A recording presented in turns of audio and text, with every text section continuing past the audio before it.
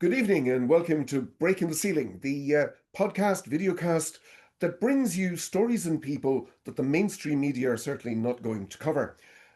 Tonight, we are very lucky to be joined by author, columnist, and activist Jonathon Van Maren from Canada. Jonathon isn't a stranger in Ireland. Not alone does he write for Gript, but he was here with us in our darkest hour, the 2018 abortion referendum. Good evening, Jonathon. Thank you for having me. Oh, it's an absolute pleasure. Jonathon, tonight's podcast really is about euthanasia made in Canada and the awful case of Noelia Castillo Ramos in Spain. However, the first thing I want to talk to you about is how did you get to here? What's your background that you come to such activism on euthanasia, transgenderism, and abortion? So I got involved in the pro-life movement the way a lot of other people do as well. I was exposed to the truth about abortion during university. One of my professors mentioned it as sort of a good thing. I Googled it. I watched a video of an abortion in progress, and I really have never been the same since. I joined the pro-life club on campus. I ended up abandoning my other plans to join the pro-life movement full time. And then all of the cultural commentary kind of flowed out of that. I already wrote for a couple of newspapers then, and then my focus became primarily on social issues and the kind of cultural collapse going on around us. Because of course, abortion and euthanasia is the sort of the deadliest cutting edge of the sexual revolution. But there's this whole context for why things are going on, and so my writing has been an attempt to tell the stories of the counter-revolutionaries as well as explaining the cultural collapse for people who are looking around at the places that they live right across the Western world and wondering how in the world we got here. Yeah, that's absolutely right. Of course, the euthanasia and abortion are the lethal blade of the spear of the sexual revolution. But that was a rather odd thing to do. You went and you watched the video. I take it that isn't it was an awful experience. But given that you then did the culturally abnormal thing of joining the pro-life group on campus, that wasn't a popular move at the time for a young man. So where did the background come from? Did you have a background in faith, in that sort of activism? Yeah, so I grew up in a pro-life Christian household, and I think a lot of listeners will be familiar with the growing up in a household where a lot of things are taken for granted, and then realizing one day that Yeah. you are actually abnormal, but you didn't realize it because your parents were good Christian people and your family, were church-going people. But outside the bubble, horrifying things were going on. And so I thought that being pro-life, if you had asked me what that meant, I could have given you a basic explanation, right? We're against abortion because we're against murder. But I'd Yep. never been exposed to really what it was. I had taken all these things for granted. And then realizing that all around me, human beings were being killed and being killed in a fashion that was so grotesque, it's difficult to describe. It's one I can still picture the first image that I saw. And it was a baby lying next to his own severed head, next to a bowl of blood in the context of an operating room. And of course, for you are involved with the Canadian branch of the Centre for Bioethical Reform, which shows the pictures, the actual pictures of what is done to unborn infants in abortion. And Yes. that's regarded, of course, as a really bad thing to show that. You can do it, you can't show it. Yes, it is far more offensive to show people what's happening than to do the thing. Yes. It's worse to show somebody a picture of a murdered child than it is to actually murder the child. And that's because in order to sustain a regime in which we kill people, we have to pretend that that's not what we're doing.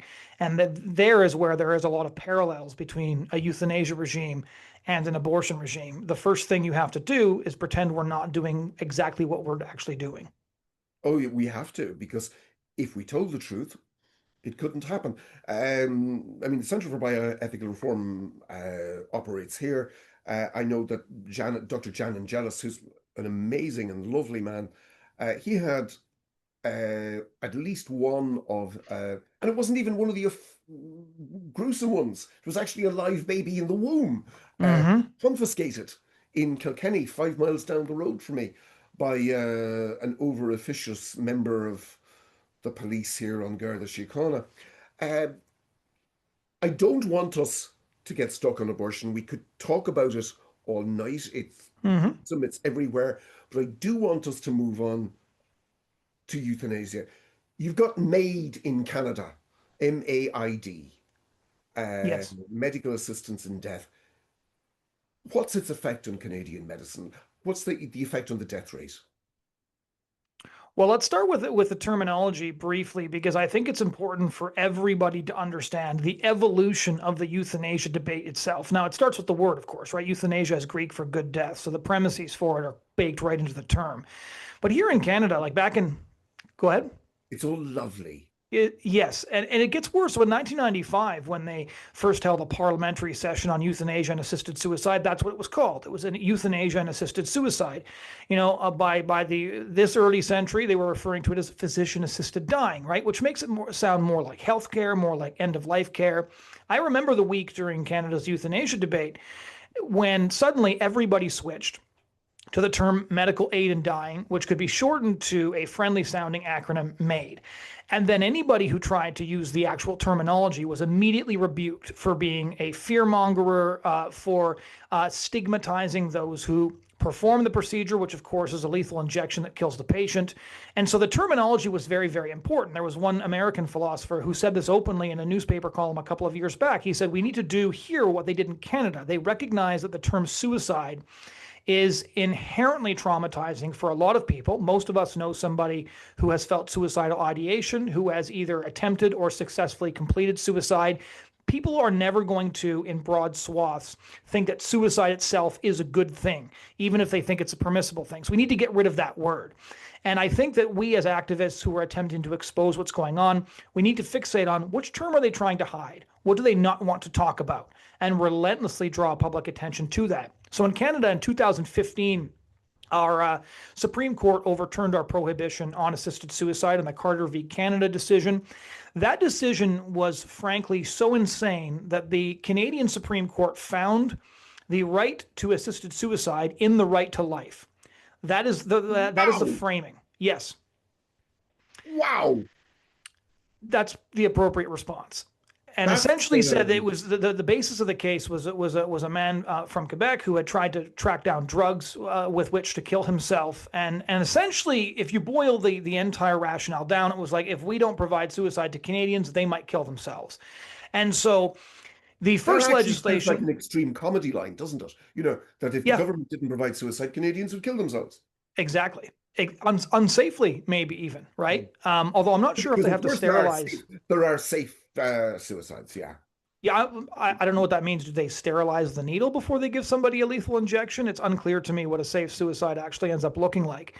Um, but then they passed a law in 2016 then, which initially speaking said that we were going to have a pretty narrow euthanasia regime. It was a terrible law at the time, but essentially what they said was you have to have a reasonably foreseeable death. So it was limited to people with terminal illnesses. We knew that was going to be abused. I think that Of course. even the majority of Canadians are stunned by Yeah. how badly it was abused, because in 2021, Justin Trudeau's government passed an expansion, and that expansion included removing the foreseeable death benchmark, which essentially means that you can be euthanized for any kind of terminal condition, which would include something like diabetes, it would include blindness, it includes any number of different things, including many disabilities. And then they also legalized, with a sunset clause, euthanizing people for the sole condition of mental illness. And that has now been delayed twice due to public backlash and a steady conveyor belt of horror stories that have shocked not only Canadians, but have shocked people around the Western world. That is currently being fought in Parliament. We'll see what happens. Backlash has successfully stopped it twice. In the meantime, the euthanasia rate has gone through the roof, and we're on track for 100,000 deaths by this summer. And Wow. it, it just seems, That's a yeah, it's hundred thousand people in a year. 100,000 since we started. So Just as a 100,000 Canadians killed by lethal injection. Even the terminology around it's difficult. It might be helpful for people to realize the technical definition of euthanasia is a doctor kills you. The yes. technical definition of assisted suicide is you have to commit it yourself with assistance. So Oregon and California would have this. You get Yeah. poisoned, but you have to prove actually that you can take the poison yourself. Canada has euthanasia. The doctors are the ones who perpetrate But I it, but the call an terms have indictment. become interchangeable and confusing. like Holland and Belgium have. They'll Yes. hold you down and inject you if you've changed your mind. Yes, you're referring to the horrifying event in that senior's home. Yes. That's right.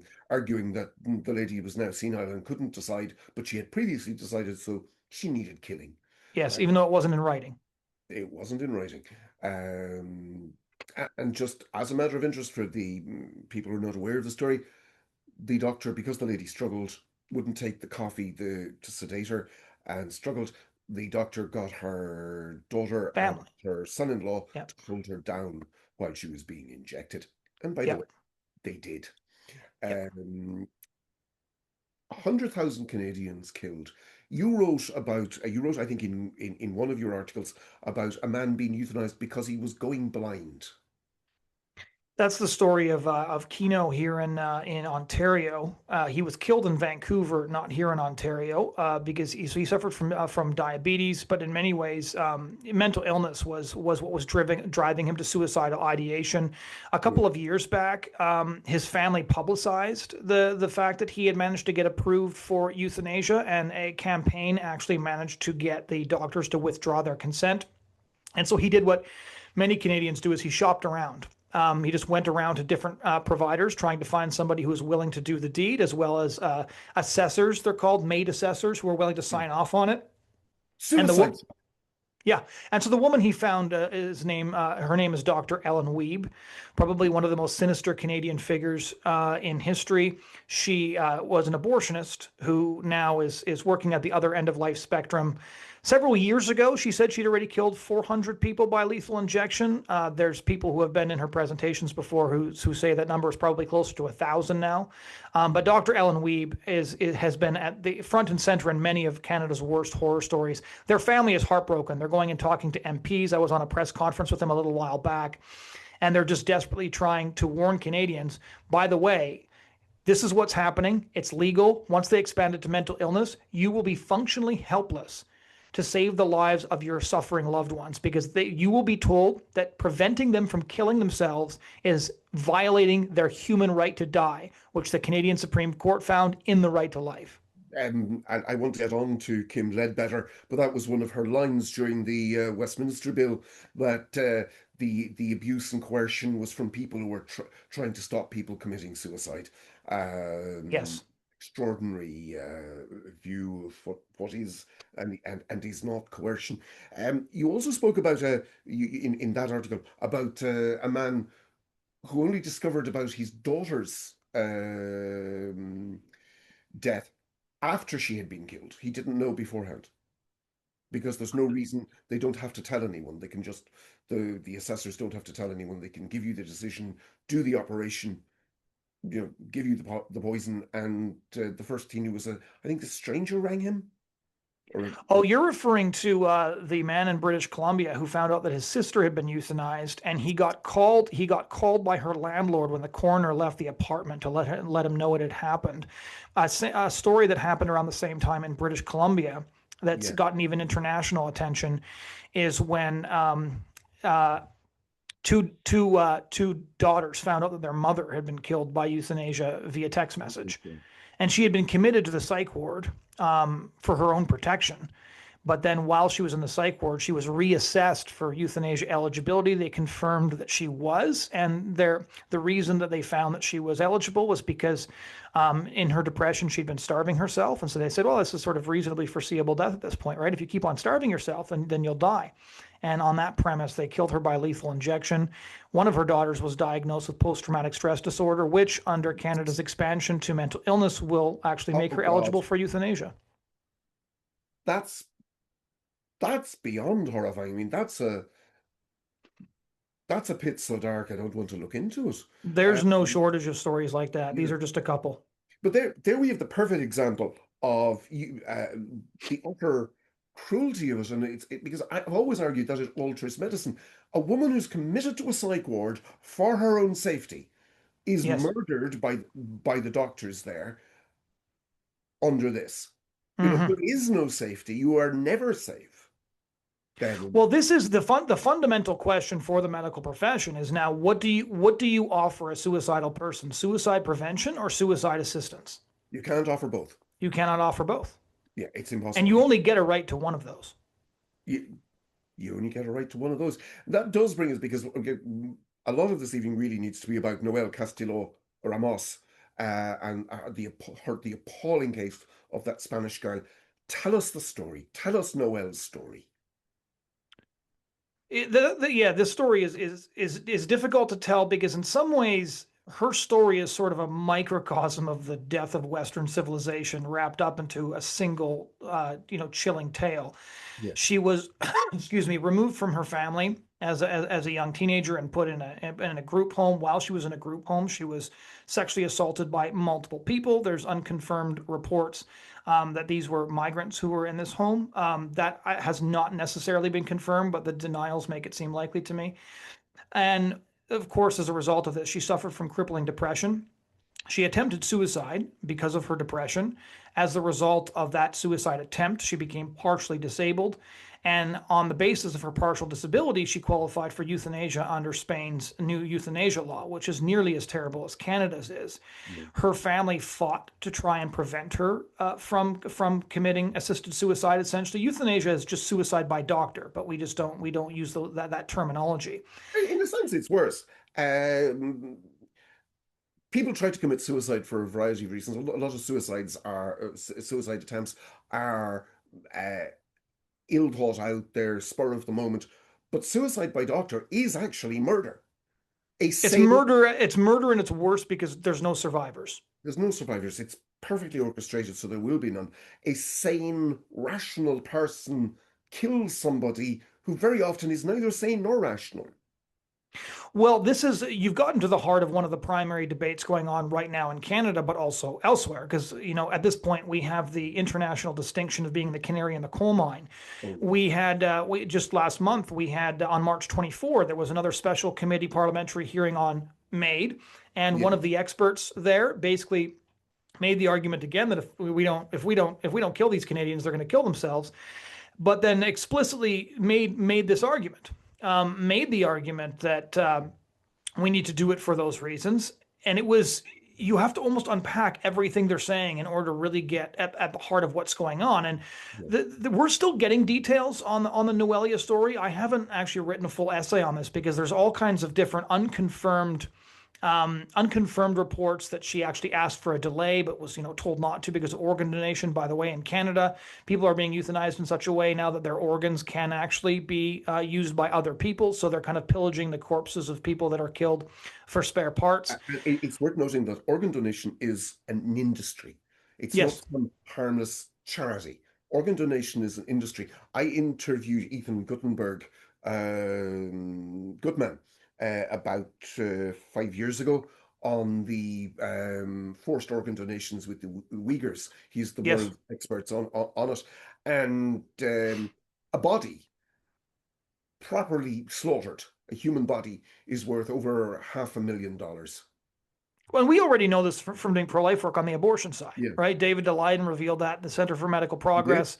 And Um, persecuted for it. Yep, yep. For 10 years, for 10 Yep. full years, he was persecuted for that. Yep. So yeah, you have the organ donation sideline. I think that the thing that I would like to emphasize about the Noelia story is that the reason Noelia's story is so horrifying is you have all these different euthanasia horror stories that contain in them one aspect. But she has it all.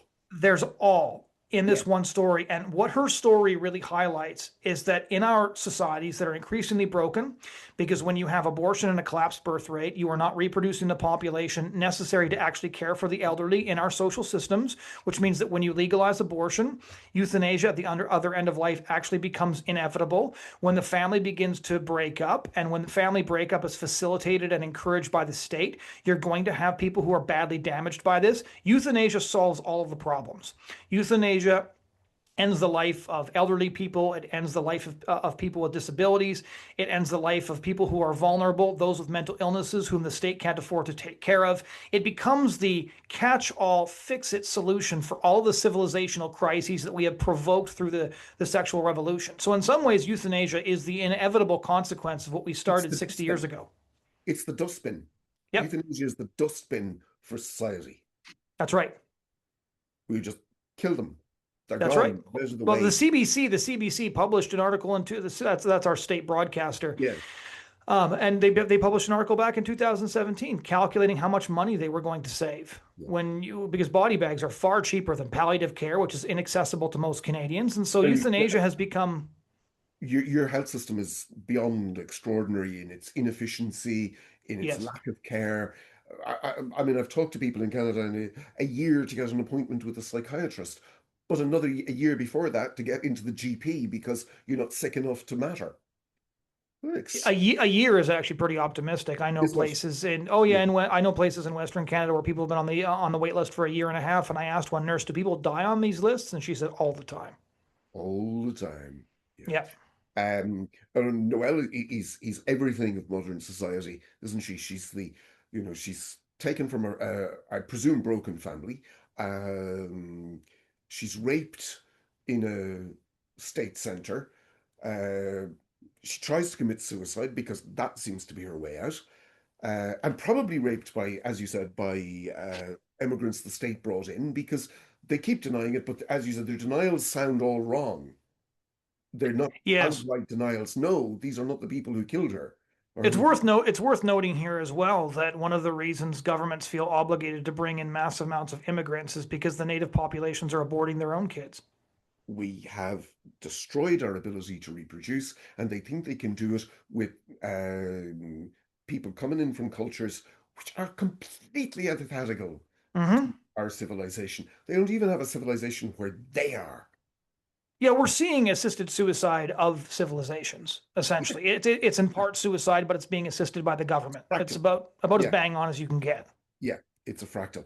Um, is there any rejection of MAID in Canada? Is there like any growing opposition to it, or has it just now become, yeah, well, that's the way life is? So I would say both. On one hand, so we didn't have a euthanasia debate when the first bill was being But you discussed back already in. had euthanasia when you had the first bill, hadn't you? Because the court had already legalized it anyway. Yes, So the but bill, so what the court did though was that they told Parliament to pass a law. yeah, you got to pass a law on this. There's a Yeah, right to it. and so when the first one came in, like something close to 80% of Canadians supported it Yeah, because the generation that kind of brought about all these changes, the baby boomer generation, wanted the last little bit of power yeah, and quite literally to hell with all the vulnerable who are going to suffer, which has been sort of the slogan of that entire generation. They mhm, brought about all these changes, and now they want to have what they think is an easy exit, and it doesn't really matter who gets hurt in the process. And so initially, I think that like the vast majority of Canadians were very supportive. But the thing about Canada, and I'm sort of perversely grateful for this, is the way that you adjust a culture to killing on the scale that the euthanasia activists at Dying with Dignity and groups like that actually want is you got to boil the frog slowly or the frog hops out. And what we did is we did in about 5 years what it took the Netherlands and Belgium 20 years to do. And yes, then the stories started hitting the international press. The stories were first broken not in the Canadian press, but in outlets like the Daily Mail and the Telegraph and the Times. And it was publications like that that started really focusing on these stories. And then we started to expand euthanasia again much more quickly than they did in the Netherlands and Belgium. And so, what we've kind of had the opportunity to get boiled too quickly not to notice how dramatically things are changing. yes, And euthanasia has intersected with a collapse in our healthcare system, with the utter shambolic state of mental health care, which is more or less non existent. At least you can't get it in time, with the almost impossible nature of palliative care. Most Canadians don't have access to it. And so now that's flipped. I think most older Canadians are still widely supportive of euthanasia. yes, However, euthanasia for mental illness is getting massive pushback, which is why the Liberal government has delayed it twice. And there's currently a bill in Parliament, Bill C-218, that has a lot of support yeah, on banning it for mental illness entirely. And it really shook the Liberal Party, which is it's very difficult to shake them on anything, right? 100,000 corpses didn't do it, but they're elitists. And last April, the United Nations Committee on the Rights of Persons with Disabilities came out and called in their hearing called Canada's system state-sanctioned euthanasia. They referred to it as eugenics. They ordered Canada to roll back their 2021 expansion to cease from expanding eligibility to those with mental illness and to not legalize advance directives, which allows you to sort of sign a paper that says, when I get to this state and cannot give consent in the moment, I give I consent mean, now. yeah, Yeah. So when I'm a future person, I'm going to give consent on behalf of that future person. That's the yeah. sort of thing that leads to the nightmare scenario you mentioned in the Netherlands, where you have family members holding down a woman to get a lethal injection. So in Canada, we are now having the debate that we should have had back in 2016, 2017, but never did, because similarly to how the Irish press completely cut the pro-lifers out of the public discussion during the 2018 referendum, we were cut out of the discussion so thoroughly that when there was a debate on the state broadcaster about euthanasia, I remember being in the car listening to this debate. I thought, oh, I wonder who's the guy speaking for our side. And it was somebody who approved of the law and somebody who didn't think it went far enough. People who were opposed to euthanasia were not even invited into the discussion. Yeah, and has there been a case like, is it the same as here? Like, in fairness to the say the TV channels and radios, they are governed by some level of rules. So we did get on to oppose the abortion issue, but there had been 40 years of propaganda from particularly from the newspapers, where they painted people who opposed abortion as religious monsters who wanted to control women's bodies, horrible people. Now, Has that? believe it or not, Canada's press is worse. Oh God, We got less coverage on euthanasia, with the yeah, exception of one columnist on the National Post who's not even a reporter. He's an opinion columnist. yeah. Um, for pretty much the duration of the debate. Whereas it's true, yeah, like, the Irish Times did feel obligated to occasionally acknowledge the existence of a massive campaign representing 30% of the country. Uh, uh, that's another thing, by the way. It's something that people aren't aware of. There's been considerable work done on the voting patterns, in that comparing the voting patterns in the 2018 referendum with previous elections and referenda. And there was a massive bringing back the vote, fly back the vote, huge money spent on it. And the belief of one very, very reputable and very brilliant economist, whom I will not name, is that the margin was no more than 45, 55 at most. He said we still lost, but we only lost by that sort of a margin. Not there wasn't a 33-66 job. Yes, this is the one thing I say to encourage Irish people Yeah, is that despite the horror and the tragedy of 2018, if you look at the number of people in Ireland who still voted for abortion to be completely illegal and babies to be completely yeah, protected, you're still better off than a lot of other countries with the base that you have to work from. yeah. And they want to tell us that that base is dying, that they were owed. Not actually the truth. Um, Sorry, I interrupted the Mhm. flow of where we were going. You were saying that the Canadian press was worse because you saw the Irish media in operation. Now, we were governed by probably slightly different laws, but the big thing here was portraying people. They played the man always. They argued and portrayed anti-abortionists as very nasty people, not people Yes. you want to be listening to. Was that the case in Canada with people who opposed euthanasia? No, I think so. They were treated largely as irrelevant, and the Weren't successful there a lot? propaganda campaign in Canada was, again, there's we see the same thing happen in almost every country, but we have a group called like Dying with Dignity, and the euthanasia activists did more or They less always what, have such lovely words, don't they? dignity, courage, And you have to ask compassion. yourself what they mean, right? Because what Yeah, they're implying is that to die with dignity, you have to die faster and preferably at the end of a needle. yes, Which, like, they're making an assertion by this title that does not get noticed by very many people. yes. And they pumped out a nonstop cavalcade of these stories of people who were dying of cancer and these kinds of things, and who were being denied the Suffering. right to die peacefully. Yeah, they were dying.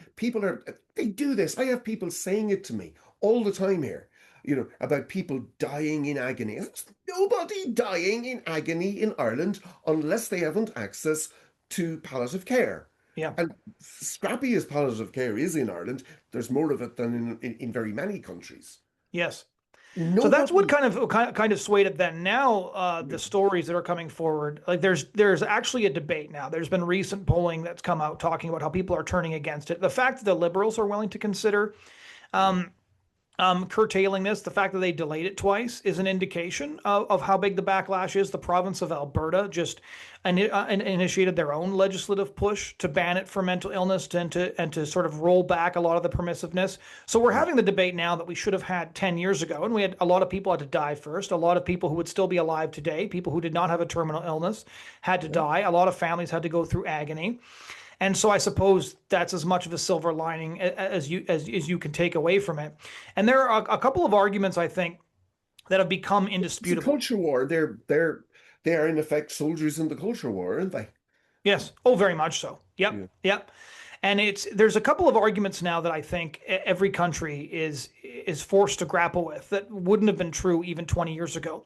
The first argument, as you pointed out, the slippery slope. Canada is sort of a microcosm of the slippery slope, and the example of Canada has now denied euthanasia activists in other countries the ability to claim that safeguards are going to create a regime that is actually safe. You said in one of your articles that one of the reasons that the Kim Ledbetter's bill lost in Westminster was because of the appalling example of Canada.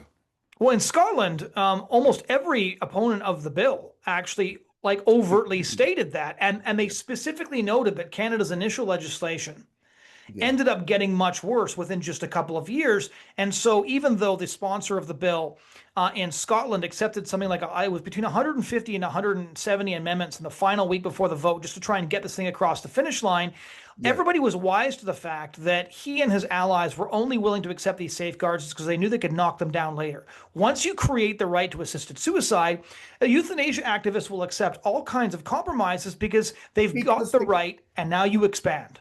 they want you to abandon the principle that we do not kill people. Yes, Once and you once that's abandon, done, all bets are off. once you abandon that principle, there isn't a slippery slope. You're jumping off a cliff. That's right. It's not a slope. It's So cliffs. the slippery slope has turned from a fallacy into a demonstrable inevitability, and that's not only been the case in Scotland. It's true in Westminster, where it got bogged down in the Lords with like 1,200 amendments, but then also Slovenia, Slovenia is worth emphasizing for people because people often ask, can you roll things back? And in Slovenia, as some of your listeners and viewers might know this, in July, the Slovenian government, very leftist, put through an assisted suicide bill. That Yeah. assisted suicide bill was defeated in a referendum in November, where the anti-suicide activists changed public opinion in about 8 weeks. Fantastic. And it was a wild campaign because it was going to be very tight, and yet they won by a significant margin. The suicide activists complained that because church, excuse me, churches got involved in all these different things, that the results should be invalidated. The Slovenian Supreme Court ruled last month that that was not in fact the case. So there you have basically a popular revolt. We lost. It's not a valid result. Yes. Yeah, that's well, as you very well know, in Ireland, the Yeah. the goal of the establishment is just to rerun the referendum until you get the right answer. You're going to vote until you give us the right answer. Yes. Yeah. You might Yeah. not have heard us correctly the first time. Let's do this Yeah. again. We're going to do this again. There's an answer we want here, and you're going to give it to us. Hmm. Um, Oddly, here, despite the fact that there were four fully worked out euthanasia bills circulating in Dáil Éireann in 2018, they haven't moved on it. And one of the reasons they haven't moved, I think, is that the palliative care physicians are completely opposed and the psychiatrists are opposed So publicly. that was true in England. It was Yeah. true in well, not only in Slovenia but also very prominently in Scotland. And Yes. so what you have now is the people who are opposing euthanasia may be in the minority, but for unusually, it's a very prestigious minority. Many of the elites are actually opposed to these bills for a Yeah. wide range of reasons. And in Canada, for example, every single disability rights organization is rabidly opposed to assisted suicide. The same thing was true for the Westminster bill and for the Scottish bill, is Yeah. you had a unanimous condemnation from disability rights organizations. When it passed second reading in Westminster, there was people crying in wheelchairs outside. That is the kind of visual that even manages to make a progressive uncomfortable. Yeah, because the very people they claim to be most compassionate about are the ones opposing it. Yes. Um, I couldn't guarantee the charities here, that the disability groups here would stay in opposition because they're all funded by the government anyway. Um, but there is no doubt that the argument the central truth that euthanasia, medically assisted suicide, medicalized murder, kills the old, the poor, the handicapped, the vulnerable, and the lonely. Yes. So what we're seeing is that their primary argument, their most effective argument, is essentially autonomy.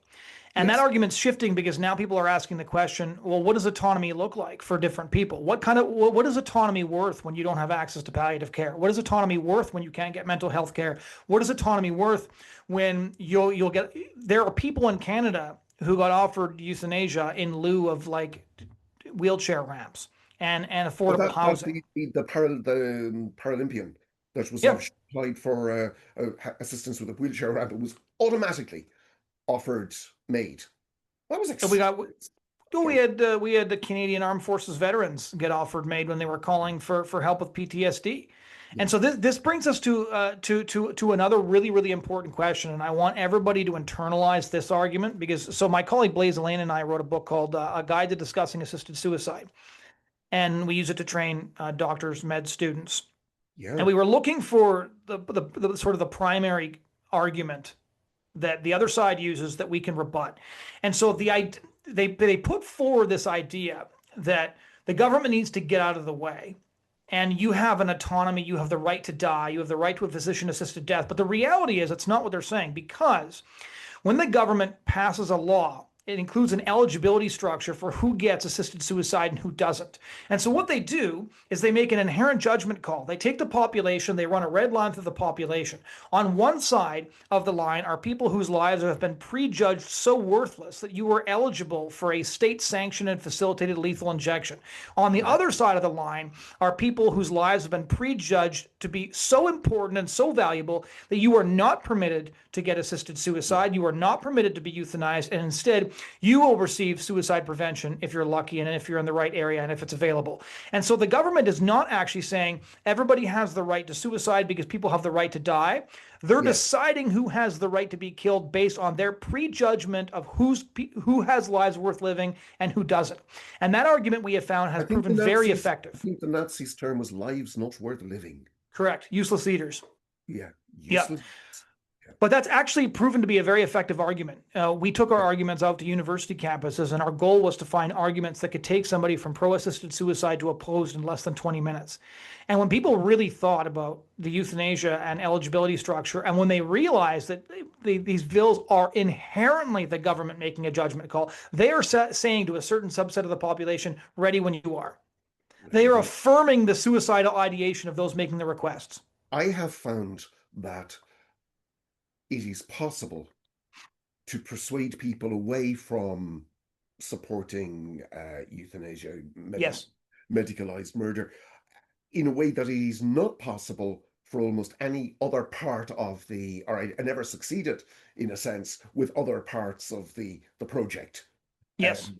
My memory of the first time I realized that was discussing it with a man I'd known all my life, whose father had a horrible dementia, which made it next to impossible for his sons to visit him in the home because he became very aggressive towards them and he would hurl objects at them. And he was in despair. He couldn't go visit his father, and his father was not the man he had been.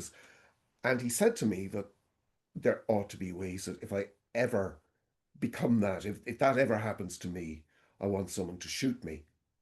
And we sat in my yard and we talked about what that would look like in terms of, well, if it's for you, others. So in the end, I asked him, do you think someone should shoot your father? Oh, God, no, no, no, I'm not saying that. And he stops and he goes, you're right, he said. I said, what do you mean? You set out to persuade me and you succeeded. It's a So very, you've heard of Peter Singer, right? oh God, yes. Who hasn't? Yes. So Peter Yeah. Singer, of course, he can't live by his own principles, right? He No. essentially advocates for infanticide, and he thinks once you lose certain cognitive capacity, you no longer Yeah. retain the human right to life. But when his Yeah. mother was dying of dementia, he took time off work and cared for her himself. Didn't know that. He'd be the last person I would have thought I would want caring for someone with dementia.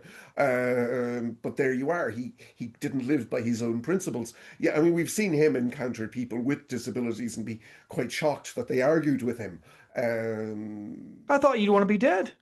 Yeah. It, it, you just wonder. I've always wanted to actually sit him down and just, where do the ideas come from? Because I think there's big lacuna there somewhere, in Singer's head. You're now writing for Gript. You're still interested in, well, at least your articles are appearing in Gript. I think you probably write for other magazines and they take the articles. But that's good. We get to see your writing, which is interesting. Um, what's your feel on where Ireland is going now? That's a difficult question to answer because when I look at Ireland, I see you kind of replaying what Canada's doing and like Canada moving very, very quickly. On the other hand, what Ireland has that Canada does not have to the same extent is an enormous contingent of the population that is unfortunately in the minority, but is still very large, Yeah, of sane, good people who want to protect the vulnerable, protect the preborn, protect the elderly.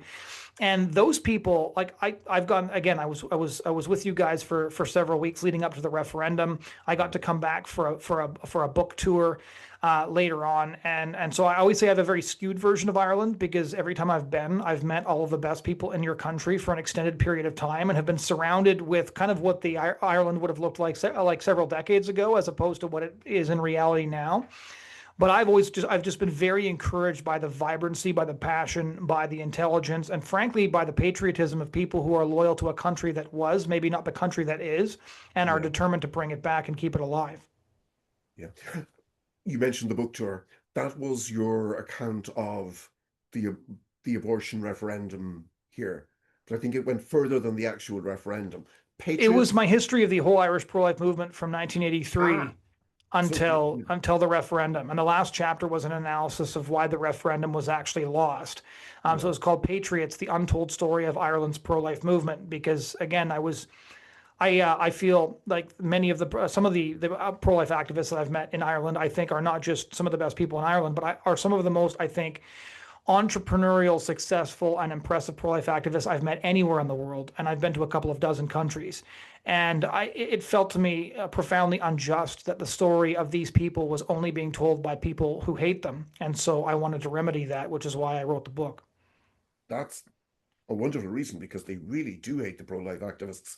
Hmm. Uh, Why did we lose? I have my own ideas, but I want you analyzed it in ways I couldn't. So why did we lose in 28? So there's a yeah, this would take an entire hour-long discussion, which I would not get sick of. But I'll just give you a couple of reasons. There was definitely shifts in the last week before online censors kicked in to block the pro-life message from getting out further. That I think played a very outsized role. Ireland was a test case in some ways as to how you could censor the pro-life message from reaching different people, and the extent to which ordinary grassroots work is limited when many people live online, and that's where they primarily get their messaging from. So that was very, very big. The Yeah. other one was that as the famous quote goes, a lie gets halfway around the world before the truth has a chance to get its pants on. Yeah. And the I was going to say the Kitty Holland story. It was her story, but I mean the story of Savita Halappanavar. That single story and the lie about that story is Yeah. essentially the reason 2018 was lost. And I think there is a very decent chance that if that case had not been used the way that it was, that the pro-life movement really did stand a fighting chance, because none of the follow-up inquests and autopsies were discussed in anything of that length. They were always, they had been looking for Savita for 20 years. Yes, they had. And they're still doing this in other countries. They're running the same playbook in Argentina and other Latin American countries. They had been And looking and for and, and when you dig into the stories, 9 times out of 10, it's just a narrative that gets attached to it, right? So Kitty Holland very deliberately tied Savita's story to abortion in the very first article that went viral. That story went so viral that here in Canada, we had to train our activists on how to address the Savita story on Canadian Dear streets. God. Yeah. because everybody was using it. And I remember when the abortion activists in Ireland thought they might be losing, right? And they sent cameramen off to get the video of Savita's parents in India to retell Yes. that story. They're like, Yeah. we're slipping, some of our arguments aren't tracking. We need to drag Savita's corpse out again, and we need to tell Oh, the Irish yeah. that they're killing her again if they don't vote the right way. The last week in Dublin, you were there as well. We were going door to door in Dublin. There was a I wasn't in Dublin the last week. I was in Ballyragget, Clonmel, Cashel, and Kilkenny. Well, Dublin I'm was. afraid it was. I think Dublin was the worst. I was on the Vote No Road show before that, but almost every second signpost had a picture of her face on it. She was Oh yeah, everywhere, yeah. She wasn't down everywhere. everywhere, and I mean, they iconized her. They erected shrines to her with red candles, and it was like, Well, when I came back for the book tour in 2022, I was in Dublin, and one of the first things I saw near my hotel was a giant sign that said "Savita 10 years on" or whatever, and they were all over again attempting to use her image to push for the next expansion in the abortion regime. that's right. That's right. They're still trying to use her to. They want to get rid of the 3-day wait, and they want Yep. unlimited up to crowning, which is when Yeah. he's actually emerging. So we're seeing the same thing, right? You saw this in Poland recently, where the woman died, and again the story was that she was Poland's Savita Halpinavar. You see this all the time. The story of Amber Thurman in Georgia after Roe v. Wade was overturned. So the We've same been playbook doing is being this used. over and over again. It's the line is that without abortion, women die from pregnancy. Yes. Yet Ireland had the best maternal outcomes in the world if you take a 20-year period. We were never outside the top five, and that meant because we were never outside the top five, our figures were fantastic. By the Yes. we're slipping now, uh, Yep.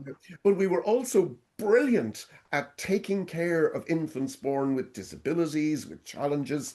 You know, people with Downs lived here. They weren't aborted. You know, the awful statement from the Danish Minister for Health a couple of years ago that we will eliminate Downs in Denmark. No. So I saw this when I was in Ireland. One of the things that really struck me when I was there, Yeah. because of course the first time I was ever in Ireland was in the weeks leading up to the referendum, so you were still a pro-life regime, Yes. and you would see people with Down syndrome out in the streets, Yes. and it didn't register at first. It registered later. Like, why am I Yeah. noticing this? And it's because you don't see that in Toronto or Vancouver Don't. or London Because they're or anywhere killed. else. And by the way, you can't, as you know, you can't eliminate Downs. Downs is a natural occurrence, random occurrence in any human population. What you can do, of course, is do what Danes and the Canadians intended, and we're probably doing here now. You can kill everybody who has You can Downs. eliminate the people. Yeah, Yeah. It's well, it's why in France, right? A couple of years back, they censored an ad, "Dear Future Mom," about kids with Down syndrome, yeah, because they explicitly stated women who had aborted babies with Down syndrome might feel guilty. yeah. And we must not upset people. That's right. Kill them, but we mustn't upset them. And of course, okay, I'm going to go back onto to something really weird now.